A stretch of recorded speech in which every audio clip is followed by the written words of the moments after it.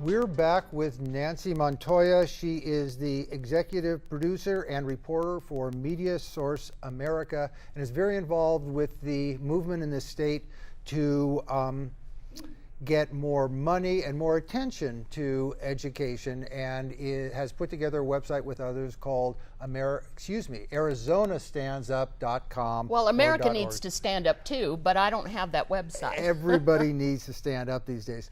So tell us a little bit more. We talked a little bit about you and about how you got into education. Now tell us a little bit more about some of the things that have been going on lately in terms of education. I think one of the things that with education, well, you know, of course, about the budget cuts.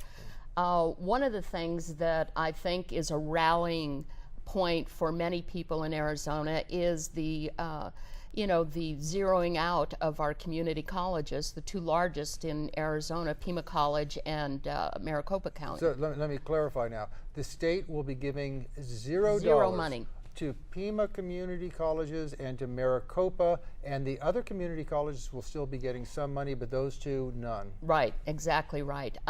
So that's one of the things that Arizona Stands Up wants to do, is we want to restore that funding to Pima College and Maricopa College.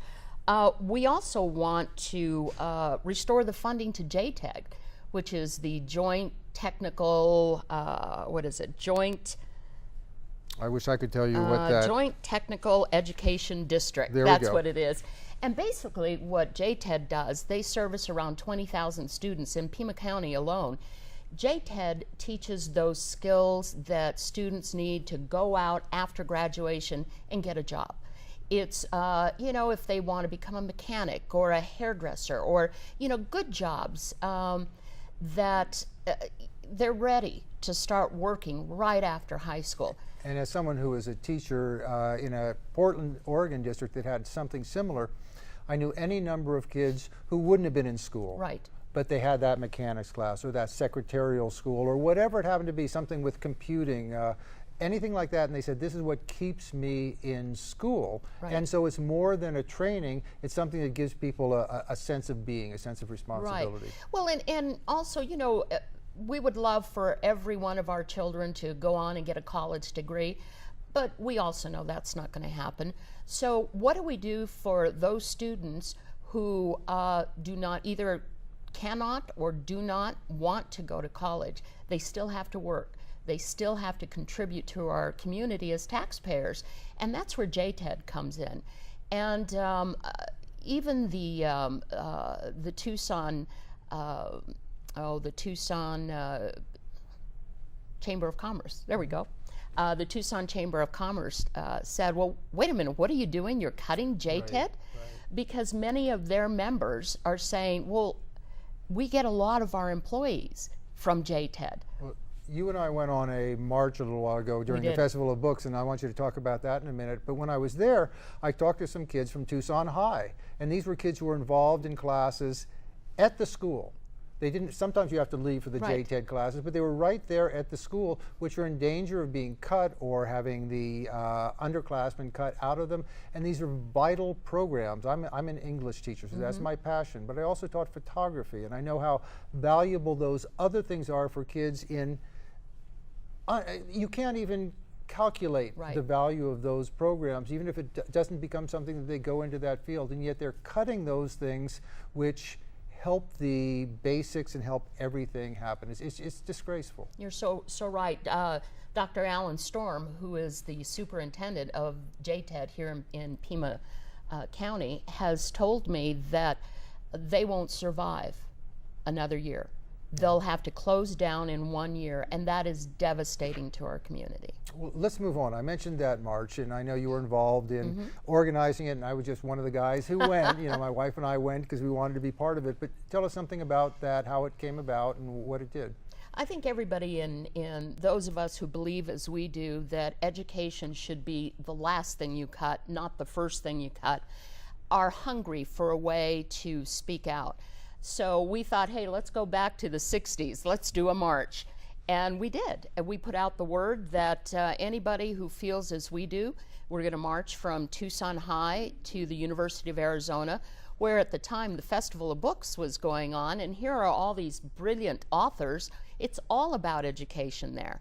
And we just put out the word, and 150 people showed up to march. And what delighted me was that there were so many young people, Oh, a lot of high school kids. I know Yeah. some of them had taken a forum the day before talking about this, and Superintendent H.T. Sanchez was there talking with them as well. A bunch of kids from PCC and University of Arizona, and there were not just the brilliant authors, but there are literally thousands of people milling around, and we did a circle around the entire festival through the middle of the booths and things, and got nothing but smiles and applause and thumbs up, because these people believe in this. And we weren't just preaching to the converted, I don't think, because we were energizing people a bit and telling them people are doing something, and especially when you see young people out there, that's so energizing. You know what I've found to be quite amazing is that normally when you launch a website and you give people a chance to on our blog, to speak out, to tell you how they feel. I've had 280 responses on the blog itself, and there have been 3 negative comments. So what does that tell you? What does it tell you when you give an open forum to the community to speak out, and the overwhelming majority say, hey, hold up a second, something's wrong here. We need to stop and reassess what our priorities are. Something's going on, and I think we need to listen. So there are a lot of people who care about this, but aren't activists. They're not going to go out and necessarily do something, but there are ways that people can participate. Obviously, with that little check box, filling that bubble at election time, I think that education should be one of the litmus tests that people have. But you've talked about something, and I know that I love the phrase, a budget is a moral document. Yes. But you've talked about something called Moral Mondays, and we have about 3 minutes left. So tell us a little bit about that, and then we'll move on to something else if we have time. Well, for us here in Arizona, it was sparked by the governor's tweeting out saying this is a moral budget. And we started going, wait a minute, it's not a moral budget. And then we realized that across the country, communities were feeling the same thing that we were feeling here. And it was Moral Mondays was launched in North Carolina. And it's very simple. Every Monday, you show up at the state legislature in mass and you say, hold up, we don't agree with what you're doing. And so we are now, Arizona Stands Up is in the process of bringing Moral Mondays to Arizona, where it won't be one group. One week it may be one school district, another week another school district, or the unions, or a group of teachers, or a group of parents. So it's truly across the board speaking out. That's great. That's great. And people have to can get involved with that physically with their presence, or simply by knowing about that. Now, I'm going to recommend that people go to Arizona Stands Up, ArizonaStandsUp.com, and there's also a Facebook page for people who are on Facebook. There's a Facebook, same thing, Arizona Stands Up. We're on Twitter too, Arizona Stands Up. So if you sign up on a mailing list, then it becomes no sweat information, because it comes to your email. Anything you don't want, you can always press that little delete button, which is my favorite button on email, because I get lots of stuff. But on the other hand, when I find out what's going on locally, it keeps me informed, and if I want to participate, I can. So I recommend that people sign up and become involved personally. If you're a letter writer, you can write a letter to the Star or another paper, and I want to tell a letter writer something they may not know. Your letter may not get in the paper, but if you write a letter and 10 other people write a letter that's similar, one of those will get in the paper. So you have actually moved that one forward, even if it doesn't get in. Well, if there's only one letter on a subject, so write 25 words, write 50 words. It's very easy to send in, and do that. And participate in any way you can. There's nothing more important to me, to you, to a great number of Arizonans than our children's present and their future, which is the future of the state and the future of the country. And the only thing, other thing I'd like to mention is that right at the front part of our website, ArizonaStandsUp.com or .org, is a call to action. And click on that button, and it will tell you what we are doing today. As and this is going to be a long haul. This is not something, we're not going to be able to impact the budget today or tomorrow, maybe not even next year. But we are hunkering down for the long haul, and we're not going away. And you don't want to wait until a month before the election. Correct.